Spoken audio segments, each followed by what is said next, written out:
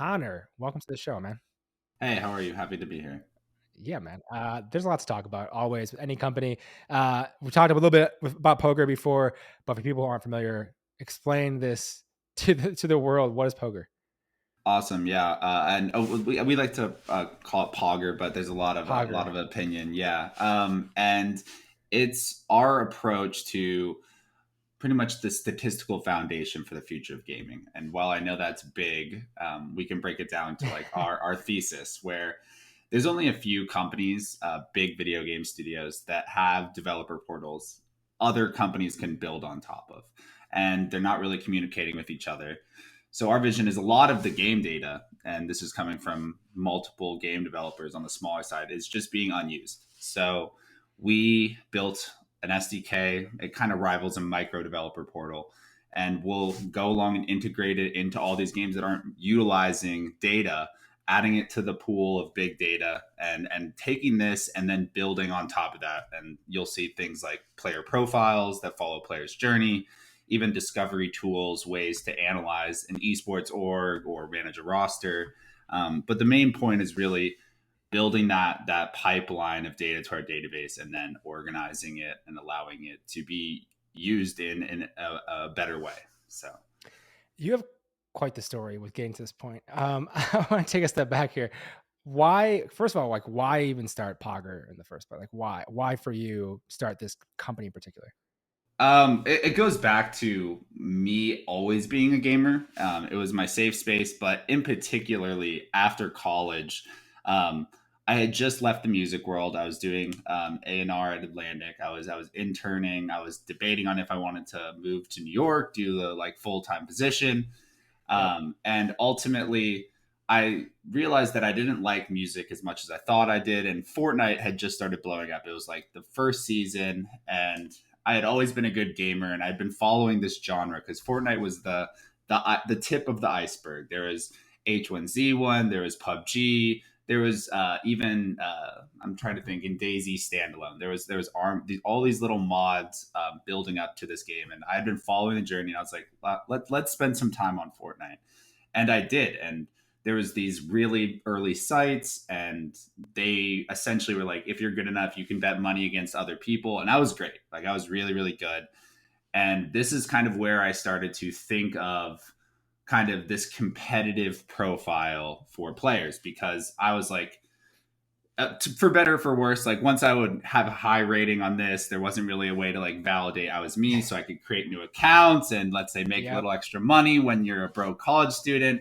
And I was like, if I can find this loophole, other people are, like, there needs to be. And it got me my brain thinking. And then the interesting thing that really validated this was Epic Games created an open API. Like pretty much every other game was locked in.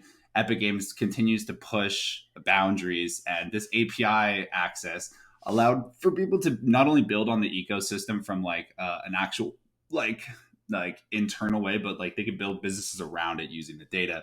Obviously, they had a very strict TOS, and they had fixed out, but that was my introduction, because I was able to like kind of play around. I had a first kind of company, it did all right, but the whole thing was using that Fortnite API to like track results of you as a Fortnite player. And then it just got my brain working. I worked at FaZe for a little bit under Yusuf, and started working in an esports agency and doing the brand side. So I got a really strong understanding of the kind of issues in the gaming space as it was growing. And it really had to do with just no like kind of centralized thing. Everything was kind of blowing up at its own level, and there wasn't some Yeah. place to gather it together. There wasn't a central hub like a traditional places have. Seeing that and having that insight that there wasn't this central hub. I mean, you're looking around, like, okay, it's all vertical, whatever. Not that one place, and you're like, okay.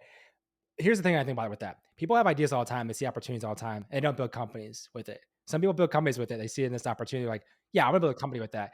You obviously chose that route. Just take me through your thinking. It was like you just love to build things. You like want to build things. Like why the motivation behind you starting a company behind this insight? Because that doesn't always happen with people. Yeah, so I got the itch early on. I had started my first company normal t-shirt company, merchandise when I was Love it. Love 16. it. Had multiple other ones on top of that. One kind of like those early drop shipping, then like management of artists. I went through this kind of like tree of, and I realized I liked it. Obviously, most of them were just money and time waste, but learning nonetheless. So after I had kind of tested the waters with this previous esports company, and it didn't do that great, and I started working, like, sure, I was saving money. I was like getting to like really see it, the gaming industry I loved in full swing. It wasn't like music where I stopped liking gaming. I still loved gaming because it was about community, all better Yeah. for worse. And I, I guess it was more of like I met the right people when I was really starting to consider it. All the other previous times, I kind of jumped into it eagerly because I wanted to test the waters, but I learned that that wasn't the way to do it. And I saw the opportunity sitting there. It's like I had this right place, right time. I Yeah. had the two technical co-founders, Randolph and Juno, and one was great at back end, the other one was great at front end and could manage the product, and I knew I could handle the rest. So it was like this kind of perfect system. And the esports team was rising, and I had enough money saved because I was like waiting for an opportunity like this, and at least to like give a couple months of swimming room, like, or like little way to float Yeah. myself. And yeah, we just kind of we decided to go for it. And I'm glad we did. It was definitely one of those calls, and I do remember this because I was like, I'm 25. Like, I was on the cusp of 24, like just turned 25. I was like, a lot of my friends have 6-figure jobs, are crushing it. Like, I'm like, do I want to start over as entrepreneur? And entrepreneur kind of is a synonym to unemployed until it kind of works well. So I was like, I honestly was like, fuck it, like this will Yep. be the one. I have faith in. The I, I'm, last I'm, year and a half have been great. I'm so glad it worked out because it doesn't always work out. Obviously, it's funny because I was just talking to Dan Kimmerling. I mentioned before this at Decians, and we were just saying the same thing at the end. It's like, yeah, most people shouldn't be founders. Like, I don't think people realize that. We see this like kind of sexy thing of like, yeah, it's in TechCrunch or whatever, and like people making millions and billions of dollars, but like it's a small percentage of people who actually make it, and these people work really fucking hard to get to that point. Like, I think that's kind of glossed over sometimes, but to that point, you make the jump. You're like, I got some money I can save up, let's take a swing at this at least, and you go for it. You have co-founders already, so you have the team in place to build this thing. Take me through the funding side, because I know this took like a fucking ton of emails. Just take me through funding this company, Connor. Yeah, and this period kind of goes hand in hand with why everyone shouldn't be a founder, because I dictated is suffering, and not even in the sense of like this is hard work. There's obviously other suffering, but it's a draining experience where like you'll meet so many people who just don't believe in you and will tell you they don't believe in you, and ghost you, and it's like the worst side of dating, but it's not. It's a constant. You're selling your dream, and they're like closing the door on you. Yeah. So thankfully, for us, it was happened, and I guess not thankfully. Like, it was tough, but we were able to not have to go and knock on doors. We could just send emails because in the new kind of landscape, we started this in late 2021. So like emails were accepted by investors, and that previously wasn't always the case. It was who you knew, like setting up meetings, etc. So we were able to kind of build a strategy about identifying investors because none of us really had anyone in the space. So we just really pounded out what we wanted in a deck. I had worked with kind of one of my earlier mentors, a guy named John Emmons. He taught me like how to just reach out and do cold emails, and I kind of took it and ran. And when I was like essentially just building these cold emails and reaching and identifying people specifically for accelerator, pre-seed, like the earliest ideas of inception, because I was like, we have an idea, our product's not going to be there. Like, I think we have a good team. In like 3 months, 4 months, can we get someone to like get us an accelerator? I knew that was the like earlier way in.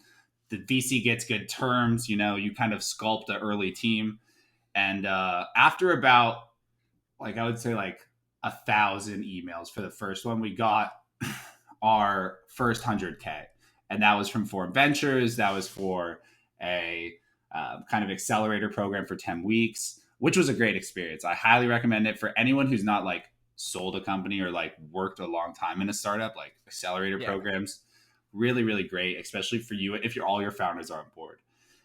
But the real journey, and this is where I kind of joked with you, it's like I sent like upwards of like 10,000 emails for my seed round, to get that 2.25 million. I was taking what I had thought and had what had worked earlier and really went harder. But we were different. We were pre-revenue. We did not have a product besides one client. Like we were working and building our kind of SDK, the flow of the pipeline, validating everything we were doing to make it efficient with our discovery client. So it was Yeah. working. They had opened up their back end. But when it came to revenue and like being able to onboard additional clients, like we were still a few months out. So it was one of those and I think it circles back to what you're talking about, where a couple found VC firms lead investments, high conviction, lots of thesis. This newer fund, Venture Rock, just had a sports tech, and they're like, the one thing that works with all sports tech is data. Like that needs to go with like everything in the space. So they saw the big picture, and were willing to work with us. Have been in the last. We closed the end of July after a long negotiation, just because the market crashed. Yeah. But they've been extremely active, helping us introductions. So it's exactly like you're saying. They were one of the few companies on their portfolio, and like they're making sure that we get all the like attention and I would say connections that come into their world. So Okay, Connor. We gotta go back. So the emails you mentioned, though, for other founders wondering, and like you say that many emails is like kind of insane. But like, what was that? How are you building these lists? Like, what were you doing all day? Like, you block out 8 hours, just like crank out emails. Like, just take me through more of that. Like, want to hear the real story of like this fundraise. from start to finish, it started with the clubhouse, like at Era. Like that's where I first discovered like people sending out lists. And I believe Saba was one of the first ones who had lists available to everyone. And he kind of showed it. It was like, I think like around maybe once you added all the lists together, like 1,000 investors, Yeah, when you like went down to like all the verticals that worked for us, it was maybe 330. But it kind of showed that in this space, like if you looked on LinkedIn or you kind of went on Twitter or you were aware, like you can train algorithms for anything that you do. So if you kind of yeah, slowly train these algorithms to feed you kind of people who are interested in your space, have the same keywords, everything's SEO, like you could slowly build them. And mine was like, sure, there'd be moments I'd go and research them, and this would be found from, like, let's say my friend allowing me to go through PitchBook with him, because he has an account. I can't afford it. So we're so there. expensive. Yeah, so expensive. Working together, like going and doing hard and then transferring that over to a Word document, writing it down, researching on the go, finding the websites. There's a lot of tools out there that have them. You just have to be scrappy about it. I started in Excel, converted to Airtable so that I could really start using and taking advantage of the different like filtering options for the different, like, let's say, check sizes, lead or not lead, like what vertical like are they interested in. So like as we were like curating what letter, I would do a bunch of research at once, and I would organize them, and then I'd be like, all right, today all of these people are analytics focused, these other ones are infrastructure focused, these are gaming and esports, so I could tailor the article. I'd like do some final looks at their portfolio or Crunchbase, see if there's like any investments I can reference, and just try and I know obviously like I didn't personalize everything like down to a T. Like I had this like the skeleton that worked really well like over a lot of like A/B testing.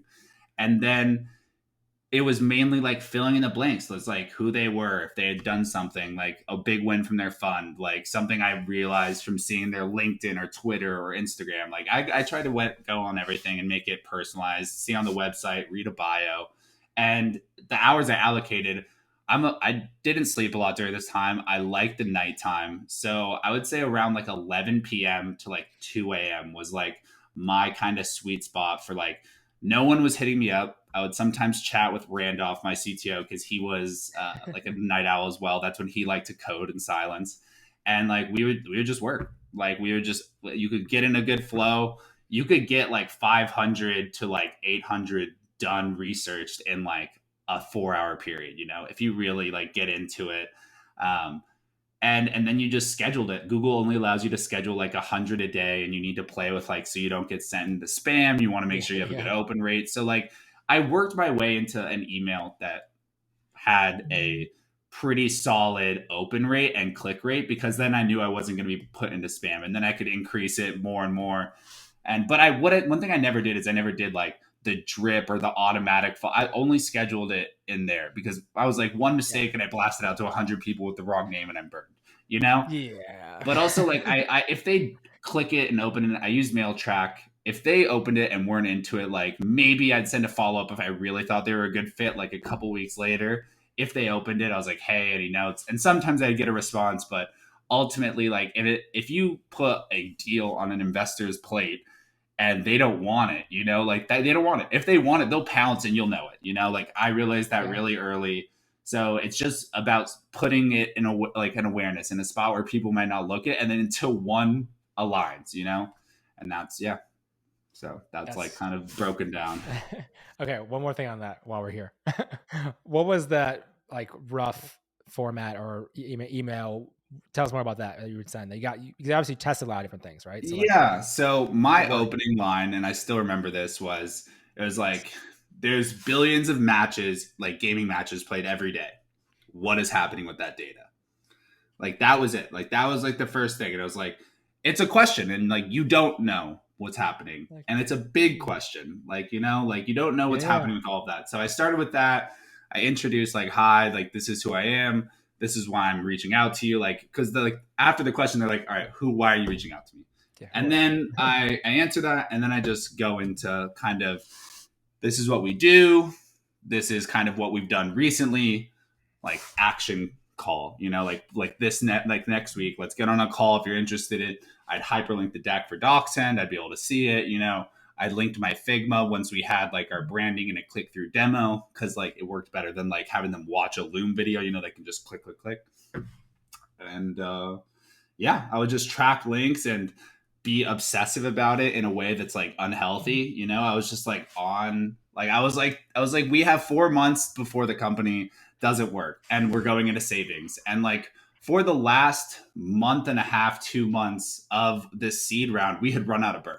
Like, so me and my founders, like we were extending our bank accounts, like our savings, like we're just now, this is like a month, about, this is 2 months into our next round. And like, we're just now kind of getting back to even, you know, like getting things back to square one. We didn't want to just like flush everything back and be good. Like we knew that like we have a good budget. We have a lot of buffer. We're mapping it out for 27 months this month, you know, Yes. like we're in no rush to spend this money, where this is our lifeline. And obviously we're working very, very hard around the clock. We're all just super inspired. So it's, You mentioned, I think, on a this was like a YouTube video or something I saw, that like you also, like, I think you told me this in person actually, but you got a good valuation for this company, even though like, yeah, I guess you'd start other things, but first venture back company, I think. Uh, so like take me through that, and that you said there's a big negotiation period. Just how you even approach that as a founder, like, and trying to get the terms you wanted. so, firstly, it was a pleasure talking. It wasn't. I wouldn't use the term negotiation as in just like a clarity inspection. You Yeah. know, we were just going through and just making sure we were sure of everything that was going down. Because this was the first, we're the first portfolio company of their new fund. It started in the U.S. You know, previously they were in Singapore and Amsterdam with their fintech fund. So it was just more or less like talking about how it's being structured, kind of like specific deal points. And the reason why it just took a long time is we started the negotiation when the markets were great, but like after March and like April, it like Ugh. really dropped. And like a lot of people were pulling term sheets and this, that, and they didn't. They said that it was a promise. It was just a different conversation. So while we were finalizing the first one, the kind of lens changed. We had to do a little bit more due diligence, and we respected it. It was a great process, and at no point did we feel like we were being taken for a ride. I feel like that's something you have to be almost like uncomfortably aware of. We felt good. It was just a different timeline, a different process because we were in a different environment.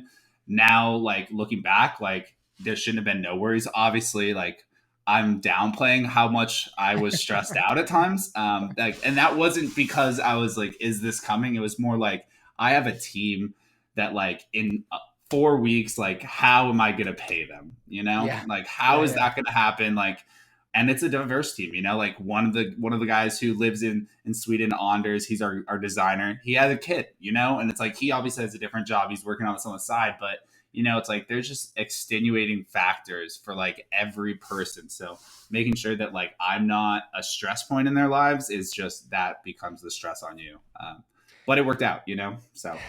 I'm glad it did. Everyone can just breathe now, which is great. Yeah, the air is a little bit more fresh. So.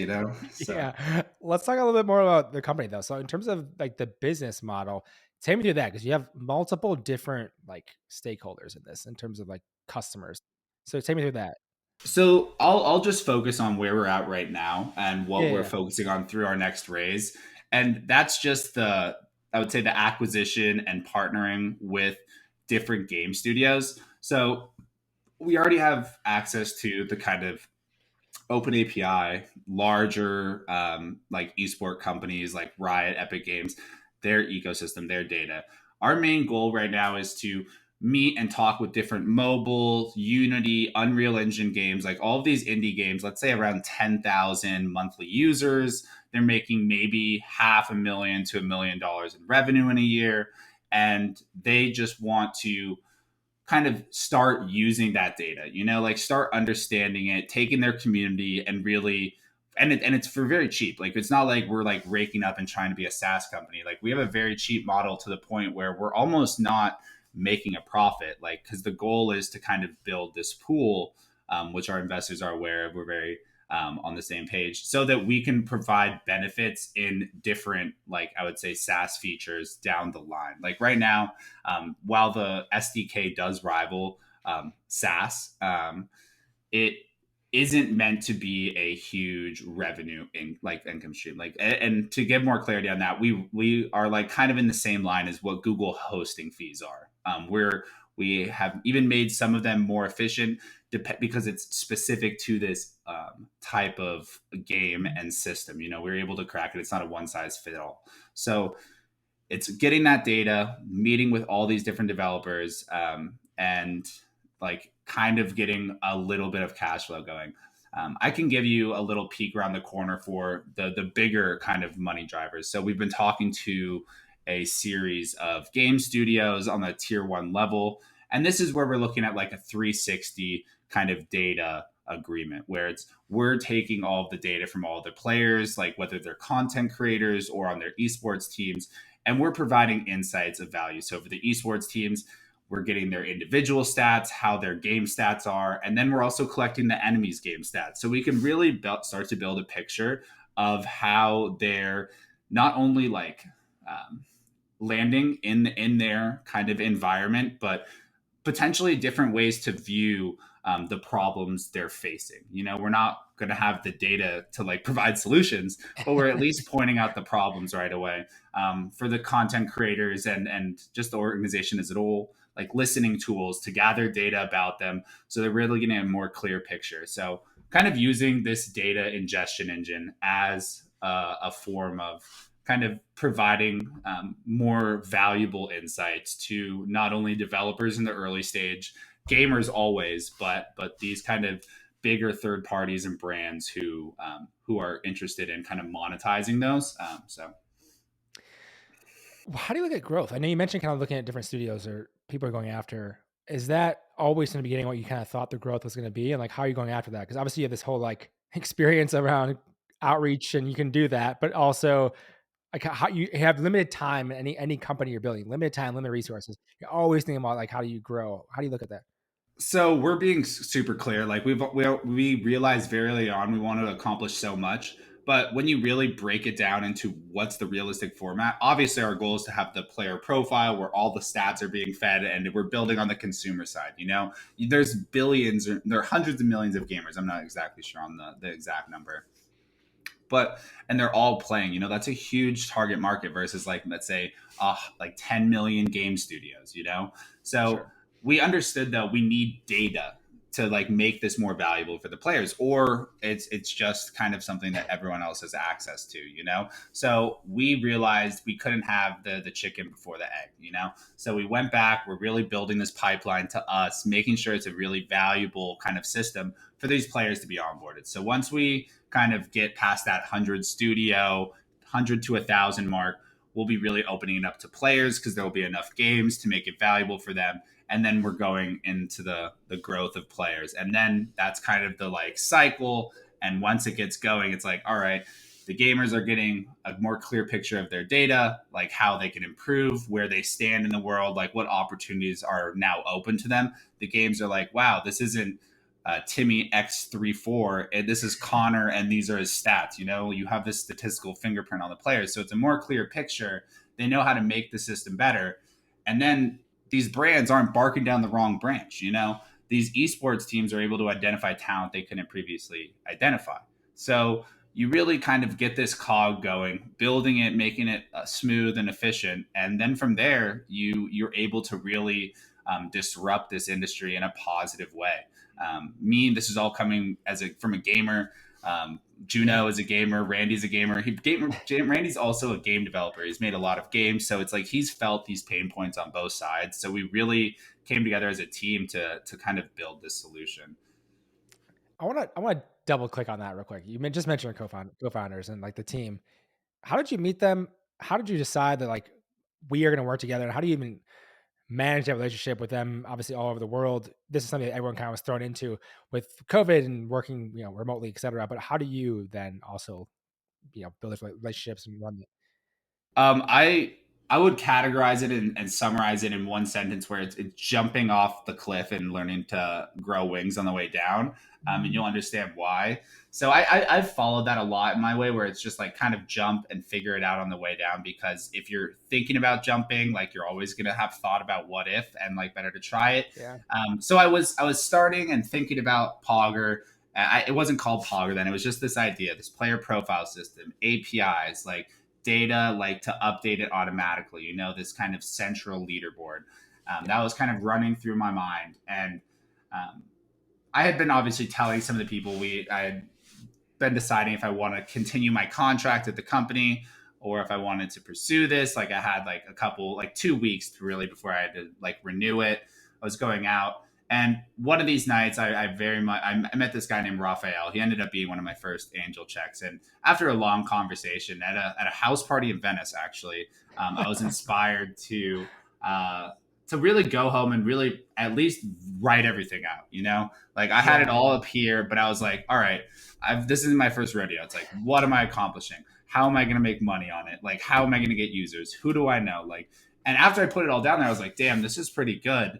And I had been like, other people, and this is kind of where the universe, if you say the direction you want to go, then it's good wind or bad wind. I was having good wind, and I kind of just had both of my co-founders drop into my lap on Discord. They were through mutual people in my previous like businesses. One was a CTO at my older company named Ahmed. He connected me to my friend Randolph, and he said Randolph needs help on this one thing.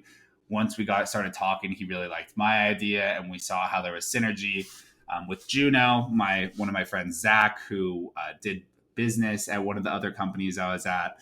He was like, "Hey, I know this guy. He just got off a really cool project. He's interested in your idea. You guys should talk." And like within the span of like 3 or 4 days, I like was talking to both of my co-founders, and they were liking the idea. So I would say like after that first conversation in Venice, like we had a LLC, or actually, I think we went straight to C Corp. I think we were just ready to just take on the world. And yeah, we had a C Corp 2 weeks later, and that was in July of 2023. I mean 2021. And yeah, no, it's crazy because like we got our funding, our 2.25 million at 20 at July of 2022. So it was that kind of 1 year mark.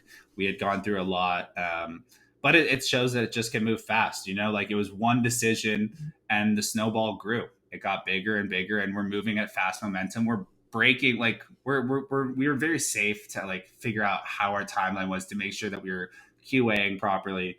And we're beating past our deadlines, and we're super excited. It's just the right place, right time, right team. So I would say I'm lucky for that. Like it doesn't always work this way. Every previous failure was a prime example of how everything could be good except one thing and it doesn't work. But when everything's in full motion, it's kind of scary. It's interesting hearing that because like what I always think about is a quote, and I'm trying to think of I don't remember who exactly says it, but it's basically thinking about like companies fail, startups fail, but founders don't fail. Like founders, if you keep trying a different company, like you don't fail. So there's that dynamic as well, you know, and thinking about that, and I think about that all the time. Of that, it's like okay, well, if the founder doesn't fail over time, as long as they're willing to continue to eat shit for a while. I mean, that's the biggest thing, right? And Like you you know, it's learn, like, hard. it's not even Yeah, failing sometimes. It's really just like it's learning how to be better the next time. But that's yeah. if you do stop, like you're you are done. Like that's like it resonates. But no one remembers the like 20 at bats. They remember the home run. So Yeah, and I've talked to so many entrepreneurs, and like that's the thing. No one's talking about those like whatever amount of failures. They could have like 20 different failures, 30 different. Like who cares? As long as the ones work. I know there's a classic bootstrap entrepreneur, but Peter Levels. I don't know if you heard of him from Nomad List and other. He basically created like a bunch of different companies, but his most successful ones, I think he makes like 3 million a year, bootstrapped, and just like is nomad, crushing it, like just chill, kind of whatever. And like, you know, he talks about his different projects and he's had like 20, 30, whatever, might be more than that, might be like way more than actually that failed. And he's like, yeah, but no one cares about those projects though. They're just done. They just didn't work out. And now Nomad Lists and Remote OK are his two biggest ones. And like they are crushing. He makes multi-millions per year as like a solo founder. He's just like, it's a chill. It's like, that's kind of crazy. So like no, you can always it's create something. inspiring. You know. Yeah, exactly. And with what you're doing with POGR, there's like so obviously there's like a grand vision with this as well. You have some funding, you have some great co-founders. One thing I'm curious about with you, you mentioned I think in another interview or something around like being like a voracious reader, like you love to read. And if people who are watching the video version, you can see books behind you. There's a big bunch of those. Take me through like that. Have you always been like a big reader? Like, are you talking business books? You're talking every type. Like, what are you reading? I'm curious about all that. Yeah, I love books. If I'm being completely honest, I was reading a lot more until the last like 2 years, and now I'm deep on podcasts, like How I Ooh. Built This, My First Million, After Million's so all good. of these, like kind of the 4 Hour Work Week with Tim Ferriss. All these different kind of ones where you get the sneak peek into the founders, and then audiobooks while I'm on my computer. I fell in love with reading in high school after this elite business camp. I just finished speaking there. But one of the kind of successful entrepreneurs who is speaking, like, challenged all the kids. He's like, I have these 5 books that I love. If you write like kind of your own synopsis, not like a book report, whatever, like your own learnings from the books and send them to me. Like, I'll take a meeting for any one of your business ideas. Hmm. Like, I sent them all in. The business idea never ended up happening, but I was like, I still won. I loved reading. Like at this point, like it didn't stop there, and it got to a point in high school where I was like reading in class and getting in trouble because like I would say I was pretty smart. So, but like my grades by no means proved that. So I would do the bare minimum at school, but like I was always like on my laptop looking up what I wanted to look, reading in class with a different book. And like I was reading like a book a week for like a year and a half in like my end of sophomore to like middle of like senior year. And it was dope. Like I have a couple favorites. I've reread a few, like Richest Man of Babylon. I've read like Yep. multiple times. A Man's Search for Meaning is probably my favorite book of all time. Viktor Frankl just does it so beautifully. Very good. But then there's tons of other books, like Robert Greene is a great author, Malcolm Gladwell. Like I'm really focused into a Walter Isaacson with just kind of the sneak peek into like biographies. That's kind of my lane. Like I'll get into a little bit of kind of storytelling, but I really love biographies or just kind of case studies into things that work because that's what kind of interested me. That's why I was into it. Like every one, it wasn't like a story I was trying to figure out. It was like things I could apply to my own life because I was always doing stuff, and it's like I'd read like 48 Laws of Power and I'd apply a couple of them to my life. It's like, Yeah, or yeah. I'm rereading The Alchemist for the 5th time before a decision, and I'm like, Oh my God, I didn't even think of it this way.